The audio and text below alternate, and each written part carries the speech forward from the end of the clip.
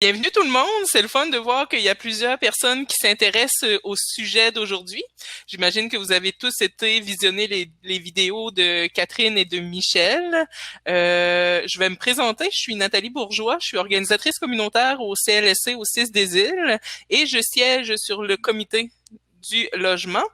Je suis accompagnée de Nancy, qui, je vais la laisser se présenter par la suite. Je serai l'animatrice pour l'atelier. Nancy sera la facilitatrice. Et évidemment, on est accompagné de Catherine et Michel, les deux présentatrices que vous avez vues dans les vidéos. Donc, d'entrée de jeu, bon, tout le monde a bien quand même saisi la consigne de fermer la caméra et de fermer le micro. C'est simplement une technicalité qui est inclus dans Hopin. On peut pas avoir plusieurs caméras ouvertes en même temps et plusieurs micros. C'est 5 personnes seulement. Donc, on a une première question à vous poser.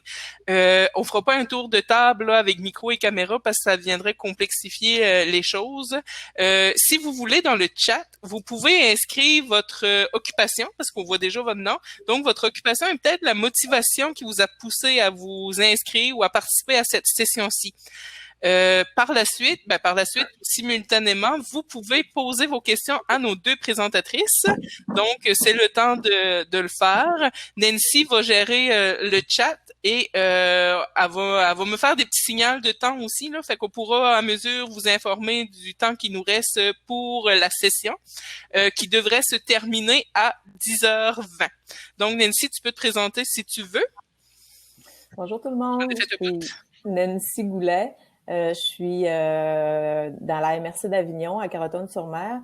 Je suis en poste depuis quelques semaines seulement. Je accélératrice de projets immobiliers communautaires pour la MRC d'Avignon.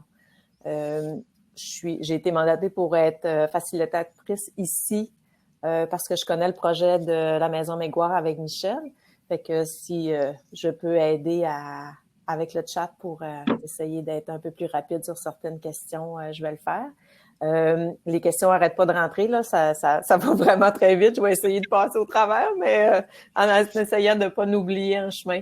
Fait que je vais juste aller avec quelques petites informations de base de où les gens viennent, puis après ça, on pourra passer aux présentations avec un petit mot de Catherine et Michel. Ça te va, Nathalie? Oui, c'est vraiment parfait. Parfait. OK. Bon, on a encore Pauline qui dit bravo pour les présentations.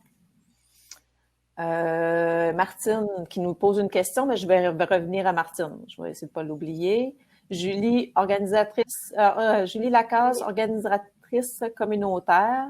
Mon collègue et moi accompagnons un organisme de Gaspé qui souhaite développer ce type de projet. Charlie Brousseau-Fournier, chargé de projet pour le groupe Ressources.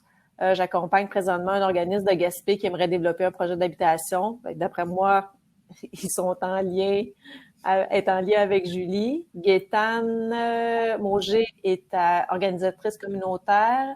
Elle accompagne la table DIDP TSA dans le territoire. Oups, attends un petit peu, ça avance tout seul. Et je suis préoccupée par le besoin de logement de personnes vivant avec un handicap. Steve Ouimet est directeur association La Croisée de la Haute-Gaspésie.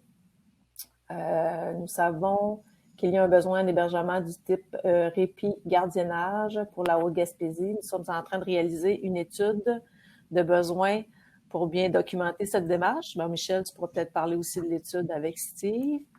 Marie-Ève Charland-Lallier, organisatrice communautaire de la MRC d'Avignon.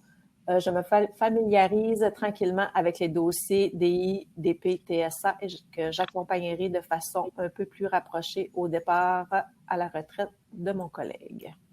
Je pense que la session actuellement ou l'atelier est tout à fait à propos parce que ce que j'entends dans la région, c'est qu'il y a plusieurs idées de projets en développement ou dans la machine à réflexion, là, même s'il y a certains qui sont plus avancés dans leur démarche. Entre autres, aux îles, il y a un projet qui est en train de s'officialiser là, prochainement. Et dans la région, en Gaspésie, je pense qu'il y a beaucoup de gens qui commencent qui ont identifié des besoins puis qui commencent à réfléchir là, à des projets qui pourraient y répondre. Donc, votre présentation est tout à propos. Est-ce que Michel, tu peux dire un petit mot pour te présenter, malgré que ta présentation était quand même assez claire, mais juste un petit mot? Alors, c'est ça, Michel Beaulieu, directrice de la Maison Maguire.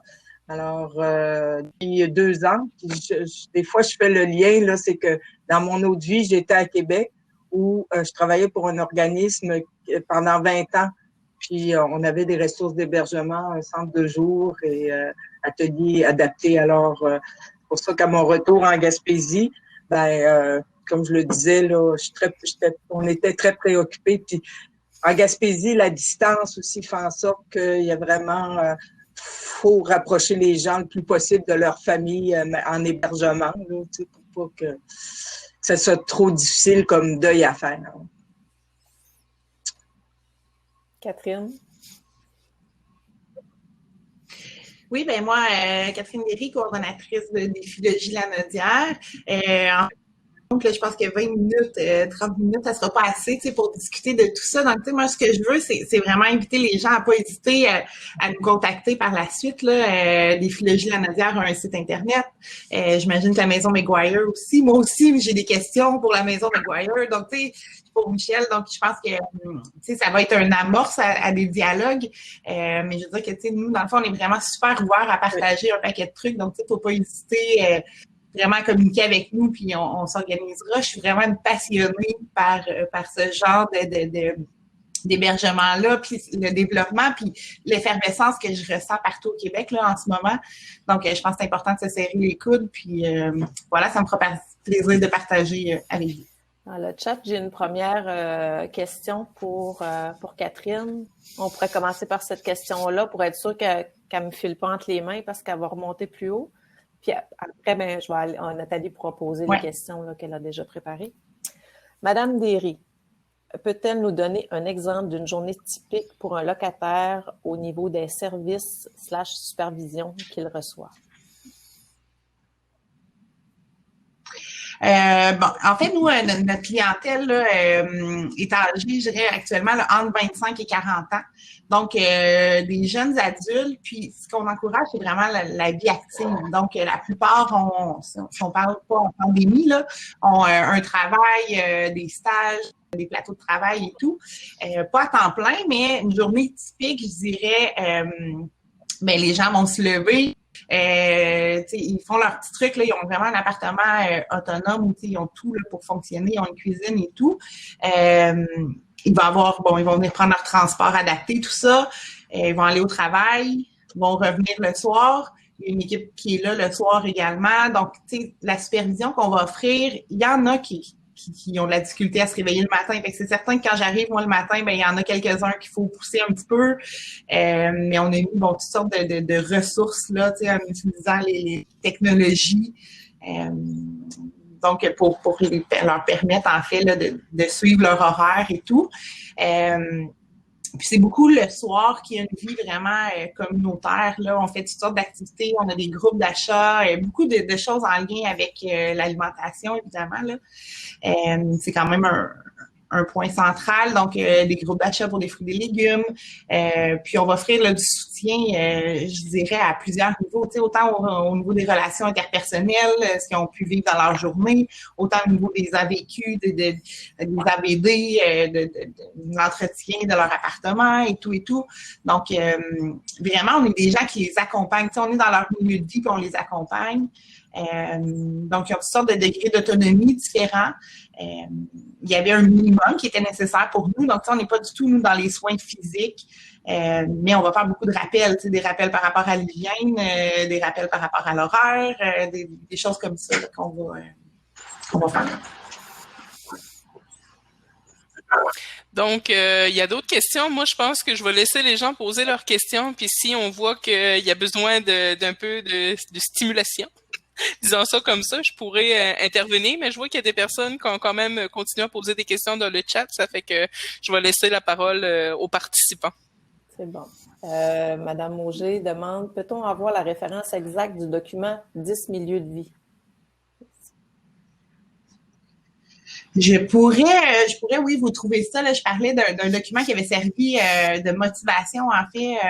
Peut-être voir au niveau de la Société québécoise à déficience intellectuelle, 10 milieux de vie alternatifs, je crois que ça s'appelait comme ça, mais je pourrais trouver exactement, puis peut-être l'envoyer à quelqu'un de vous, ou peut-être que Mme Mauger, vous pouvez m'écrire pour que je vous envoie plus le lien exact là, avec un courriel ou téléphoner à Défilogie. Ça sera plus facile. Je pense qu'on peut aussi changer nos cartes d'affaires qu'on m'a expliqué plus tôt. Là. Je pense que si Mme Mauger va cliquer sur ton nom, elle va être capable de se connecter à toi puis avoir tes informations. Oui, c'est ça. D'avoir les renseignements. Encore pour toi, Catherine. Est-ce que le CIS a eu un rôle à jouer, aura un rôle à jouer dans la sélection des locataires?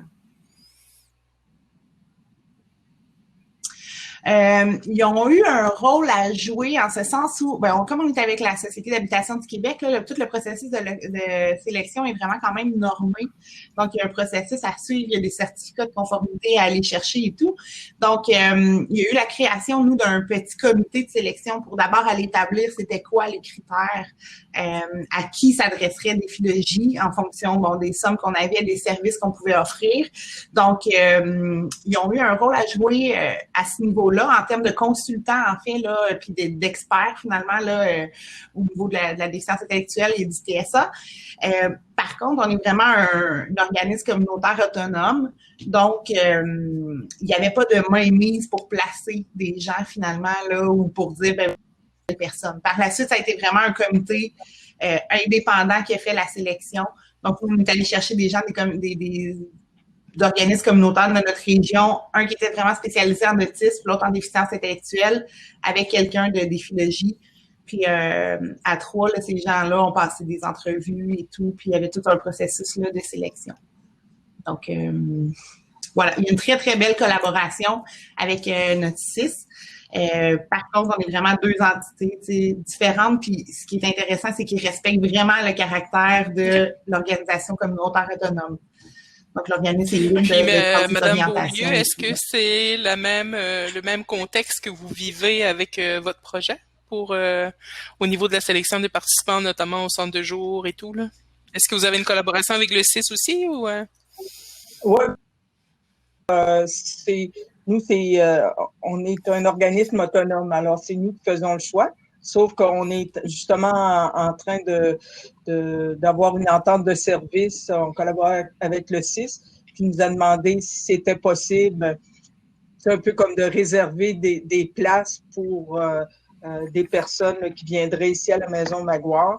Alors, c'est une entente de service quand même avec financement pour dire, oui, on serait prêt à accueillir 8 personnes, 10 personnes de plus au quotidien.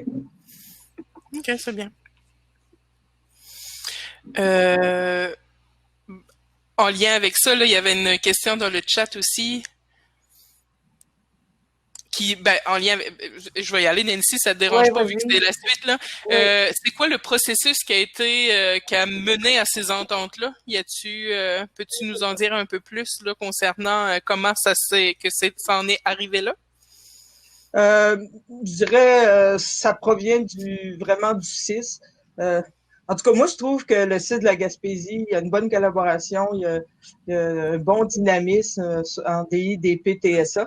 Et c'est eux qui nous ont approchés pour justement avoir ces ententes-là. Ça s'est fait, je sais que ça s'est fait aussi auprès d'autres organismes, dont avec Steve, je pense, puis à Bonaventure avec la FAC. La joie de vivre aussi. Alors, c'est ça, c'est des ententes de services qui mettent, je sais pas si c'est la première fois, là, mais qui sont en train de développer là, avec les organismes communautaires. OK. Merci. Si jamais quelqu'un... Pardon? Nous aussi, dans notre région. C'est ça. Si quelqu'un a une question, m'en est à poser au sujet de la complexité de notre projet aussi. J'en parlerai peut-être parce que je vois quelques questions qui passent. Nous, le projet, on parle d'une airie, mais on parle aussi de logement supervisé. Là, demain, j'ai une rencontre pour peut-être avoir une partie de la bâtisse qui serait avec un lien avec la Fondation Gilles Carle. Parce que en Gaspésie, ben c'est sûr qu'il n'y a pas beaucoup, la population étant moins grande, ben d'avoir une bâtisse, exemple pour de la Fondation Gilles Carle, avoir un logement supervisé à part dans la MRC Avignon. Ça fait que notre projet est assez complexe, puis on travaille avec la Société d'habitation, on travaille avec le CIS.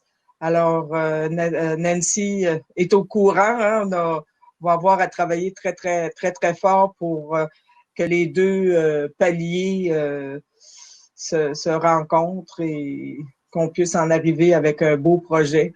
Parce qu'il y a quelque chose qui peut relever du programme Axélogie, puis un autre que ça va être le CIS, une autre partie que nous, on devra financer. Mais ça augure bien. Alors, c'est un petit peu un aparté là, que je voulais faire. Tu peux peut-être et répondre dire que c'est possible. Michel, tu peux peut-être répondre à France qui pose la question, le nombre de places pour le futur hébergement. Ben, le nombre de places, c'est nous, à l'heure où on se parle, on pense que ça serait entre 12 et 15 parce que nous, c'est qu'on, comme je le disais dans la vidéo, on finalise, là, on a un questionnaire et ben, c'est ça, les résultats vont sortir. Ça fait que nous, pour qu'on puisse que ce soit rentable, on voudrait entre 12 et 15 personnes. Sauf que c'est le CIS qui décide le nombre de personnes ou le nombre de places qu'ils vont nous octroyer financièrement. Mais comme le CIS a collaboré beaucoup, beaucoup à notre recherche, je dirais financièrement, ben je pense que en tout cas, je pense qu'autour de 12 personnes, plus 3 à 4 logements supervisés, c'est à peu près comme ça là, que ça va se passer. Parfait. Donc, je vous invite encore là, à poser des questions. N'hésitez pas, il nous reste encore un peu de temps. Oui, Catherine. Ben, moi, j'allais dire parce que j'ai pas pour l'entente de service, en fait, là, je pense que le processus qui mène à ça, c'est d'y aller lentement aussi, c'est d'y aller par étapes. Je pense qu'il y a une relation de confiance qui s'est bâtie avec le site tranquillement. Puis un peu comme je disais dans la présentation, je crois que c'est pas évident d'évaluer tous les besoins qui vont être qui vont se manifester une fois en place. On peut faire de notre maximum là, puis essayer d'anticiper le plus possible et tout. Par contre, c'est vraiment en le vivant sur place qu'on voit les besoins, puis c'est d'arriver à bien les évaluer. Je pense que c'est d'accepter qu'au départ, ce n'est pas tout à fait parfait et que oui, les familles sont extrêmement présentes puis en font encore beaucoup. Mais c'est pas mauvais non plus, cet aspect-là, parce que je pense que ça fait partie d'un processus de détachement aussi qui est tout à fait sain. On en arrive à connaître vraiment les résidents, leurs besoins, puis c'est d'évaluer ça tranquillement.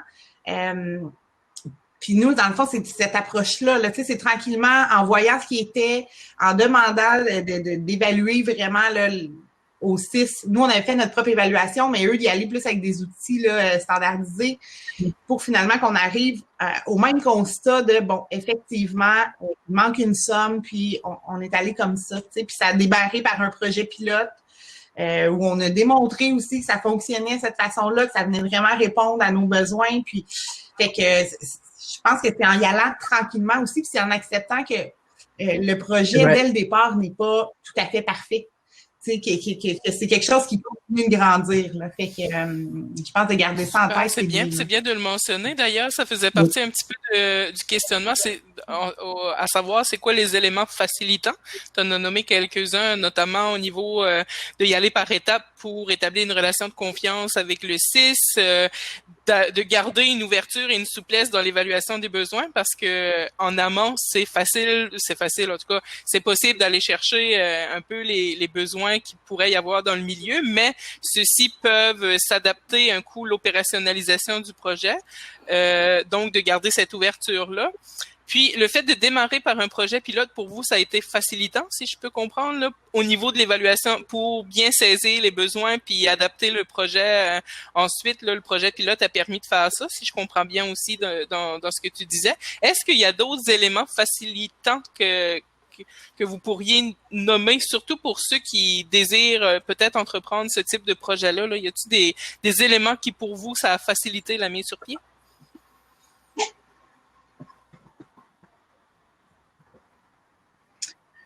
Ben, moi, je dirais, tu sais, je trouve le nom très, très bon, sortir de la boîte. En fait, ce qui est facilitant, je pense que c'est de sortir de la boîte, vraiment, d'aller réfléchir à des solutions qu'on penserait pas. Tu sais, faut pas penser de façon standard. Quand on a un petit budget au départ, de se dire, ben, on veut des ressources humaines, exemple, le soir, la nuit, tout ça, il faut innover, il faut inventer, il faut broder vraiment des nouvelles façons de faire pour être capable d'offrir une couverture de services.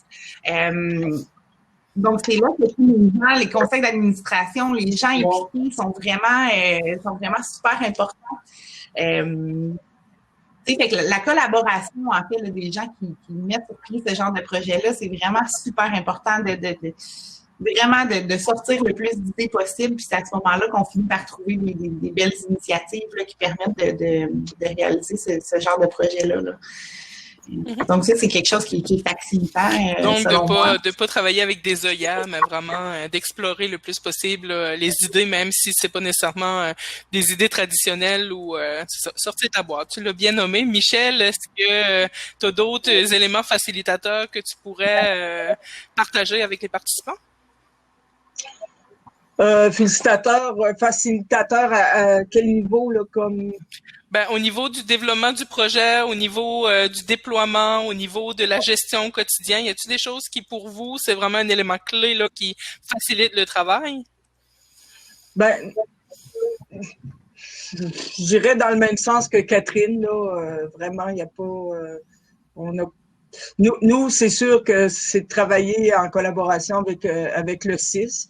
Les éléments facilitants, ben, c'est sûr d'avoir des fois le soutien au niveau intégration de participants, ben, d'avoir le soutien d'un intervenant extérieur pour faire l'intégration. On a quand même quelques éducateurs spécialisés ici, mais on met beaucoup d'emphase sur l'intégration aussi pour les cas plus problématiques des gens qui peuvent aider les personnes à leur intégration. On a notre projet d'agrandissement aussi, c'est qu'on veut faire plus de place aussi peut-être aux gens qui ont besoin d'un intervenant là, comme pour une personne du 1-1, mais c'est là où l'entente de service avec le CIS là, va prendre tout son sens aussi. Là. Parce que le CIS de la Gaspésie, ou en tout cas ici à Maria, c'est qu'il n'y a pas de centre de jour. Alors, c'est pour ça là, que nous, ben, on considère que oui, ça serait intéressant d'avoir une intégration, mais pas à n'importe quel prix. Donc, si je... OK, vas-y Catherine. Il n'y a pas de problème. Je pense aussi je pense aussi que quand on développe ce genre de projet-là, ce qui est important, c'est peut-être d'aller cibler les incontournables. Tu sais, c'est quoi tu sais, pour nous, bon, la sécurité, c'était un incontournable. Alors ça, il n'y a eu aucun compromis là-dessus. C'était vraiment important. Mais tu sais, je reviens tantôt, je disais un petit peu, c'est pas parfait. Il faut accepter que ce ne soit pas parfait. Je pense qu'il faut l'avoir en tête. Tu sais, en ce temps de pandémie, les gens sortent pas. On vit toutes sortes d'autres difficultés avec des activités qui sont cessées, tout ça, puis qu'on s'est ramassé, nous, à devoir faire des trucs. Mais en même temps, à un moment donné, je me suis arrêtée puis j'ai dit, écoute, ils s'ennuient peut-être un petit peu là, parce qu'ils ont moins d'activités que d'habitude, mais tout le monde s'ennuie. Tu sais, c'est comme ça sur la planète entière, puis c'est normal aussi. Donc, c'est pas parfait. On veut pas qu'il y ait une vie parfaite. On veut qu'il y ait une vie la plus normale possible. Puis notre normalité en ce moment, ben c'est ça. C'est plate, on fait des choix, tu sais. Donc, c'est ça, c'est d'accepter que ce sera pas parfait dès le départ, ce sera probablement jamais parfait, mais d'aller cibler vraiment nos incontournables. Qu'est-ce qui pour nous est vraiment important, comme je nommais, bon, la sécurité, l'autodétermination, tu sais, de cibler 2-3 choses qui vont vraiment guider notre projet, puis de s'y référer tout le temps. Je pense que ça aide après ça à prendre des décisions puis à prioriser selon les budgets qu'on a, selon les opportunités. Pour pas se dénaturer non plus, parce que des fois, bon, les 6, ils peuvent vouloir prendre des tangentes différentes ou peu importe. Donc, tu sais, pour vraiment rester à notre identité, fidèle à notre mission. Nous Donc, aussi, vraiment, c'est qu'actuellement, tu parlais d'isolement et de solitude, Catherine. C'est que ça a commencé cette semaine. On a un projet pilote avec le CIS, là, les travailleurs sociaux locaux et les intervenants, là, éducateurs, et c'est nous qui allons animer. Ça va se faire de façon virtuelle, 2 après-midi par semaine. Alors, on va préparer des activités. Le centre va préparer des activités physiques et des causeries. Et pour les personnes qui sont plus loin ou qui ont peur de venir à cause de la COVID ou que c'est difficile au niveau des déplacements, ben on va faire cette animation-là. Alors, puis même les familles d'accueil, tu sais, ils ont peur aussi de sortir, ben c'est que l'intervenant va dans les familles, elle prépare tout le stock, prépare l'environnement, puis ça se fait de façon virtuelle. Okay. On est bien content de ça. Donc, si je résume, là, au niveau des incontournables ou des éléments facilitants, on parle d'évaluation en continu dans le but d'ajuster l'offre de service en conséquence de l'identification des besoins, innover, pas avoir peur d'innover, la collaboration avec le CIS, mais avec possiblement d'autres partenaires, de pas chercher la perfection d'emblée, accepter que c'est pas parfait, mais de cibler des incontournables là, que vous voulez pas passer à côté. Puis, c'est ça. Donc, il y a 2 questions dans le chat que je vais laisser Nancy vous poser parce qu'il nous reste à peu près 4 minutes pour ces 2 questions-là et le mot de la fin. Donc, Nancy, je te laisse aller. Tu veux dire les 2 dernières qui sont rentrées, là? C'est ceux-là que tu parlais? OK. J'en ai pas vu d'autres. Okay. Si vous recevez d'autres financements pour les services à part du PSOC. Oui, le PSOC.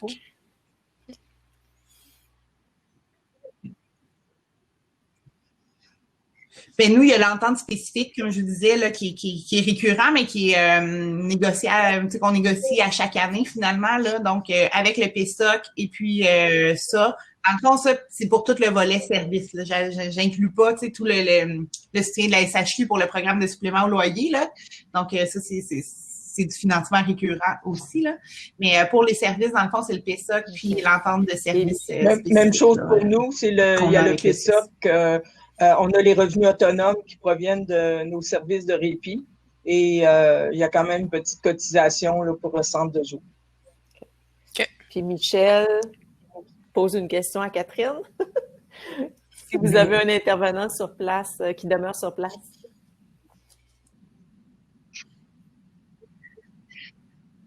Oui, en fait, c'est ça, le 12e logement, c'est une employée qui est là. Donc, son travail, c'est d'habiter là. Donc, tu sais, il n'y a pas de surveillance, il n'y a pas de veille de nuit. Donc, dans le fond, la personne est dans son appartement. Par contre, son travail, là, c'est vraiment d'intervenir à la moindre urgence, là, s'il y a quoi que ce soit. Ça, c'est pour la semaine. Puis les fins de semaine, c'est des étudiants qui sont là puis qui se relaient. Dans notre espace bureau, là, il y a un lit escamotable. En tout cas, tout a été pensé pour que ça devienne une chambre finalement la fin de semaine. Donc, et comme mot de la fin, j'aurais le goût de vous poser la question. Voyons, je l'avais noté puis je suis en train de la perdre. Là.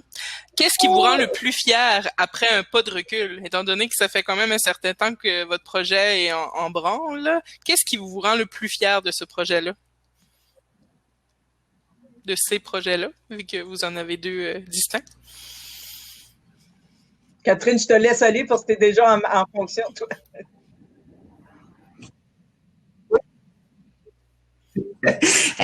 Moi, j'allais dire c'est un projet tellement gagnant, autant au niveau financier. Je pense que pour nos gouvernements et tout, je pense que la stratégie est vraiment bonne. Puis humainement, puis au niveau de la dignité humaine et tout, c'est tellement gagnant aussi. Donc, pour moi, il y a juste du gagnant-gagnant dans ça. Donc, c'est vraiment ça qui fait que je suis très, très fière de participer à ce mouvement-là. C'est en pleine effervescence. C'est vraiment, il y en a vraiment partout, comme je disais tantôt. Je suis fière de voir que c'est des gens qui se prennent en main. Souvent, c'est des initiatives qui viennent de parents, appuyées par toutes sortes de groupes. Mais fière de voir qu'en fait, on n'attend pas après les décideurs pour qu'il se passe quelque chose. C'est le milieu vraiment qui se prend en main. Donc, merci Catherine puis Michel pour ta part. Ça serait quoi? Ouais, pour ma part, c'est quand même d'avoir le soutien du groupe Ressources en logement collectif pour nous soutenir, d'avoir Nancy qui a été embauchée dans 3 projets dans la région. Alors ça, c'est très intéressant pour nous parce qu'on a toujours notre quotidien à faire. Puis pour moi, ça, c'est vraiment on est très content de ça. Là. On est vraiment, je suis fière, mais je suis satisfaite surtout dans ce sens-là, là, d'avoir le soutien extérieur, d'avoir le soutien des gens de la région. Bien content. Merci. Ça stimule. Oui, merci beaucoup. Je voulais qu'on se laisse sur une note positive et c'est fait, mission accomplie.